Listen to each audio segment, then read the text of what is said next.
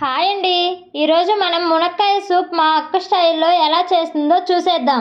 ఈ మునక్కాయ సూప్ని రోజు కాకపోయినా వారానికి ఒకసారి తాగితే హెల్త్కి చాలా మంచిది.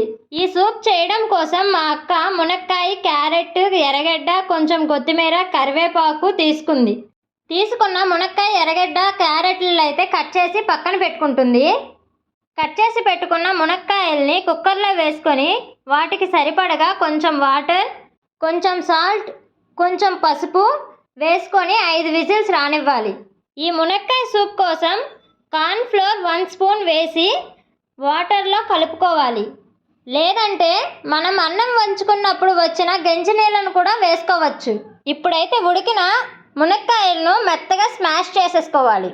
స్మాష్ చేసుకున్న మునక్కాయలను జల్లెడలో వేసి పీచును వేరేగా, వాటర్ని వేరేగా సపరేట్ చేసేసుకోవాలి. ఇలా అంతా రెడీ చేసుకున్న తర్వాత ముందుగా స్టవ్ ఆన్ చేసి బాండలు పెట్టుకొని కొంచెం నెయ్యి వేసుకోవాలి. ఆ నెయ్యి వేడెక్కాక కొంచెం జీలకర్ర, కట్ చేసుకున్న ఎర్రగడ్డలు, క్యారెట్లు వేసి బాగా కలుపుకోవాలి. ఎర్రగడ్డ, క్యారెట్ ముక్కలు 2 నిమిషాలు వేగిన తర్వాత జల్లెడ పట్టుకున్న మునక్కాయ నీళ్ళను వేసుకొని కలుపుకోవాలి. మరుగుతున్న మునక్కాయ నీళ్ళల్లో రెడీ చేసుకున్న కార్న్ఫ్లోర్ వాటర్ వేసుకొని కొంచెం మిరియాల పొడి వేసుకోవాలి. ఇంకా దించేసే ముందు కట్ చేసి పెట్టుకున్న కొత్తిమీర, కరివేపాకు వేసుకోవాలి. ఇంతేనండి, వేడి వేడి మునక్కాయ సూప్ అయితే రెడీ అయిపోయింది. ఈ వీడియో మీకు నచ్చితే లైక్ చేసి సబ్స్క్రైబ్ చేసుకోండి. Okay, bye bye.